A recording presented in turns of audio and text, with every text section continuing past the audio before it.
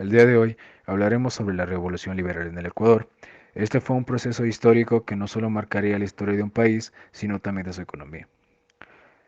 Es un proceso de transformación política y económica dentro de la República del Ecuador, que estalló el 5 de junio de 1895 en la ciudad de Santiago de Guayaquil, con el desconocimiento del gobierno nacional por parte de las autoridades locales, provocando un enfrentamiento bélico entre los liberales, en su mayoría provenientes del litoral, y los conservadores, cuyo bastión se ubicaba en las ciudades de la serranía, iniciando así la Guerra Civil Ecuatoriana, tras la cual posteriormente fueron derrocados los gobiernos sucesores al García y se impusieron los gobiernos liberales. Alfaro ocupó la presidencia ecuatoriana desde el 17 de enero de 1897 hasta el 31 de agosto de 1901, periodo conocido como el primer alfarismo, en el cual se priorizó la construcción del ferrocarril andino que debía servir de enlace entre las ciudades de Guayaquil y Quito, y también se dio el progresivo aislamiento de la Iglesia Católica con respecto al poder. Durante este periodo, los liberales hicieron frente a la restauración católica. Alfaro luchó por una identidad nacionalista ecuatoriana. Las características más importantes de la revolución fueron inicio de una nueva era en la política ecuatoriana. Se estableció la educación laica pública obligatoria. También la mujer pudo acceder a la universidad, incorporándola al servicio público. Decretó la libertad de culto. Eliminó la tributación indígena y unificó al país a través del ferrocarril. Pero en 1895 se implantó el naifismo en el Ecuador, con lo cual la Iglesia y el Estado fueron formalmente separados. Así, en 1882, Alfaro lanza su campaña desde Manabí a Esmeraldas contra el dictador Vintimilla. La Asamblea Constituyente emite la 12ª Constitución, que rigió hasta 1925. Esta constitución daría paso a la República del Ecuador y sus representantes, como Leonidas Plaza, Guisardo García, Víctor Emilio Estrada, Alfredo Vaquerizo Moreno, José Luis Tamayo, entre otros. 10 de agosto de 1809. La noche del 9 de agosto de 1809, un grupo de personas, integrantes de la Sociedad Criolla de Quito, se reunió en la casa de Manuela Cañizares para definir una estrategia. Cuentan que esa madrugada, ante la desmotivación de algunos de los presentes, Manuela les increpó con una dura frase: cobardes, hombres nacidos para la servidumbre. ¿De qué tenéis miedo? No hay tiempo que perder. Esa madrugada se conformó la Junta Soberana de Gobierno, que tuvo como autoridades principales al marqués de Selva Alegre, Juan Pío Montúfar, y al obispo José Cuero y Caicedo, como presidente y vicepresidente respectivamente. Fue un gobierno ejecutivo que se creó en el territorio de la provincia de Quito, a raíz de la invasión napoleónica a España, y que dio inicio al proceso revolucionario que se extendería hasta 1812. Esta revolución tuvo lugar en la ciudad de Quito el 10 de agosto de 1809, después del derrocamiento de Manuel Ruiz Urríez de Castilla y Pujadas, primer conde de Ruiz de Castilla, presidente de la Real Audiencia de Quito, por un grupo de sublevados que forman una junta de gobierno provisional. A este evento se le conoce en Ecuador y otros países de la región como primer grito de independencia hispanoamericano, debido a que se constituyó el inicio del proceso de emancipación de Latinoamérica. Los aportes de la Revolución Industrial. La nueva era de la política ecuatoriana. El primer punto a resaltar es la educación laica pública, la separación de la Iglesia y el Estado. Las constituciones liberales de 1897 y de 1906 pusieron fin a la relación Estado-Iglesia, que por décadas había regido los destinos del país. En la práctica, esa separación significó que el gobierno dejase de proteger e impulsar la religión católica, como un eje de la vida de los ecuatorianos. Ese fue el punto de partida de una ampliación progresiva de las libertades y derechos, en una república que ya no tenía como religión oficial a la católica. Ese cambio implicó que en el país existiera libertad de cultos y conciencia. Significa que cada individuo debe ser libre de pensar y de aceptar cualquier idea que le parezca bien. El segundo punto, la mayor accesibilidad a la educación. Para dar paso al nuevo modelo educativo público, el alfarismo dio el primer paso hacia la creación de colegios normales, que preparen a los maestros, que garanticen una educación laica. A esta nueva estructura se sumaron los colegios nocturnos, que permitían a los adultos el acceso a las letras, así como la entrega de becas y el aumento de recursos para montar almacenes de textos educativos. Además de esto, se le permitió a la mujer tener acceso a la educación, también acceder a nuevos cargos que salían de la celda doméstica en la que se encontraban atrapadas. Las reivindicaciones de la mujer no fueron solo simple voluntad del alfarismo, sino el reconocimiento ganado en la lucha de las combatientes revolucionarias como la bolivarense Joaquina Galarza de Larrea, las coronelas manavitas Filomena Chávez de Duque, o la esmeraldeña Delfina Torres de Concha, los guayasenses Rosa Villafuerte de Cruz, Cruz Lucía Infante y Delia Montero Maridueña, integrantes de las montoneras de los Chapulos, las conocidas Juanas del Arco. Como tercer punto, la libertad de cultos. Como ya expresé anteriormente, al separar la Iglesia del Estado, el Estado solo se limita en controlar el respeto hacia las libertades individuales, pero permitió completamente la capacidad de pensar de manera distinta, por lo que cada religión, culto o ideología debía ser respetada ante la ley. Como cuarto punto, unificó al país a través del ferrocarril. Cito textualmente del libro Simón Bolívar. Dictó una ley para proteger y promover las industrias ecuatorianas. Alentó el comercio, incentivó la agroexportación del cacao, desarrolló la banca, impulsó la obra pública mediante la construcción o habilitación de carreteras, puentes, provisión de infraestructuras y, sobre todo, se empleó en la construcción del ferrocarril Guayaquil-Quito, que concluyó en 1908. No solo integró las regiones más importantes del Ecuador, sino que permitió mercantilizar la tierra, ampliar el trabajo asalariado, desarrollar el comercio menor y el intercambio regional. Como último punto, las montoneras. Según los expertos, las montoneras fueron el máximo exponente de la movilización social durante el siglo XIX en Ecuador. Sus inicios se remontan al 1825, en la costa, cuando se produjeron las primeras acciones de resistencia popular frente a la represión del gobierno del momento. Los participantes en las montoneras eran principalmente campesinos y pequeños empresarios.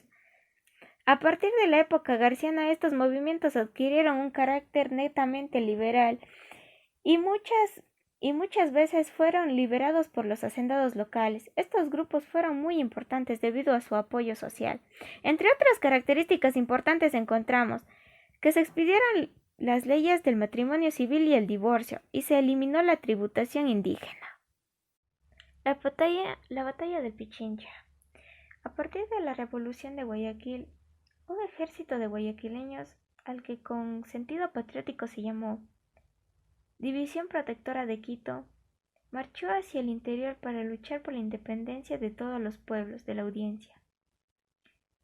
Se inició entonces bajo el mando de Febres Cordero y Urdaneta, primero, y del general Sucre después, una rutilante campaña militar que durante 18 meses, entre triunfos y derrotas, liberó todo el territorio de la audiencia, hasta culminar el 24 de mayo de 1822, en el monumental escenario de la gloria guayaquileña, el Pichincha. Sucre había llevado sus tropas hasta las alturas del volcán Pichincha, en Quito. El 24 de mayo los españoles los divisaron y escalaron el volcán para enfrentarlos. Los batallones patrióticos combatieron con bravura, pero sufrieron muchas bajas. Cuando parecía que sufrirían una derrota, llegaron los hombres del batallón Albión, ingleses, con municiones y refuerzos. Los patriotas volvieron a la carga y lograron desbaratar a los enemigos. Esta victoria permitió la liberación de Quito y así su anexión a la Gran Colombia, cuyo presidente era el libertador Simón Bolívar. Y es aquí donde realmente se consiguió la libertad de la patria, gracias a las ideas independentistas, el apoyo y a la cooperación de cada uno de sus participantes. Los precursores de la independencia. Se hace mención de Eugenio Espejo como principal precursor. Él fue un personaje quiteño, destacado en distintos campos. como el de la ciencia, medicina, periodismo. Sin embargo, no tuvo nada que ver con la independencia, ya que murió antes de conocer la palabra independencia dentro de la América española. Tenía conocimientos limitados acerca de nuevas formas de política, además de la que se regía en ese tiempo. Entonces, ¿quién o quiénes son los precursores y cuándo se proclama nuestra independencia?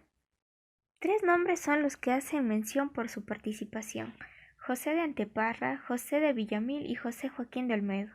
Anteparra había permanecido durante varios años en México y en Europa, nutriéndose de nuevos conceptos políticos. Desde su regreso a Guayaquil en 1814, de manera clandestina había empezado a reunirse con las personalidades más importantes de la ciudad para explicar cuáles eran esos nuevos conceptos que había adquirido.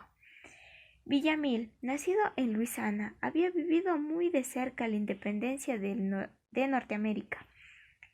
Luego había estado en Europa, donde había tenido oportunidad de conocer y tratar amistad con distinguidos ciudadanos sudamericanos que estaban planificando y buscando apoyo para iniciar las luchas por la independencia, y finalmente había participado en los primeros movimientos independentistas de Venezuela.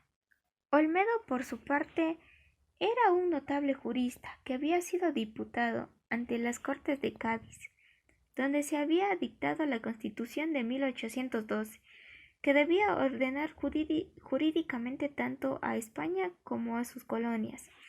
Pero cuando Fernando VII recuperó la corona y abolió dicha constitución, debió huir a España para escapar de la persecución que el monarca desató sobre todos quienes habían integrado dichas cortes. Eso debió hacerlo reconsiderar la situación política que se vivía en América. Venta de la bandera. A fines de 1894 se desata un escándalo político en Ecuador, al saberse que el buque Esmeralda, comprado supuestamente por Ecuador para equipar a su armada, viaja con rumbo a Japón, con bandera para sumarse a la flota nipona en su lucha contra China, ya que estos países estaban en guerra. El descontento de la sociedad por el mal uso de la bandera ecuatoriana inicia una revuelta que el 5 de junio de 1895 termina con el gobierno del presidente Luis Cordero e instala un gobierno liberal al mando de Eloy Alfaro. Durante la revuelta, decenas de ecuatorianos son asesinados por las tropas nacionales. La venta de la bandera marcó el fin de una época y el comienzo de otra con el triunfo de la Revolución Liberal. ¿Cómo persuadieron Antepara, Villamil y Joaquín de Olmedo a las personas para que éstas tomaran la iniciativa de unirse a los grupos revolucionarios? Olmedo, Antepara y José de Villamil regresaron a Guayaquil en 1814 para difundir a los guayaquileños las ideas libertarias. Estos tres patriotas no hablaron de cambiar autoridades como lo habían hecho la Revolución Quiteña del 10 de agosto de 1809. Ellos se expresaron en postular las leyes que regirán a una república independiente, democrática y soberana, haciendo conciencia en todos los ciudadanos de que era necesario realizar cambios sustanciales en las estructuras políticas y sociales de los pueblos de la América Española. Desintegración de la Gran Colombia. Diferentes causas y factores de índoles políticas, económicas y sociales influyeron en la disolución de la Gran Colombia. La crisis existente en los países que lo conformaban, la distancia de la capital con el resto de las ciudades importantes, los caudillos, entre muchas más, terminaron con el gran sueño de Francisco de Miranda y Simón Bolívar. Dentro de estas causas podemos mencionar las siguientes. El territorio era muy extenso y se dificultaba la comunicación. Los estragos causados durante la Guerra de Independencia dejaron al país prácticamente arruinado. Los venezolanos, que habían desempeñado un papel protagónico durante la Guerra de Independencia, se sentían relegados a un segundo plano, como consecuencia de la creación de República de Colombia y la escogencia de Bogotá como capital en vez de Caracas. Por todas estas razones, la Gran Colombia se disolvió a principios de los años 1830, debido fundamentalmente a las grandes diferencias políticas que existían entre partidarios del federalismo y el centralismo. Independencia del 9 de octubre. La independencia de Guayaquil marcó el comienzo de la Guerra de Independencia de la Real Audiencia de Quito, como parte de las guerras emancipadoras de Hispanoamérica. Entre los factores más influyentes para su desencadenamiento se puede determinar la voluntad de los criollos, los cuales ya poseían un alto estatus social y económico, de obtener poder político. En aquella época llegan de paso por la ciudad el mayor Miguel de Letamendi y los capitanes Luis de Urdaneta y León Febres Cordero, oficiales degradados del batallón Numancia. Por sus tendencias antirrealistas, entran en contacto con otros personajes porteños afines de sus ideas. Teniente Gregorio Escobedo como comandante militar y José Joaquín de Olmedo como jefe político.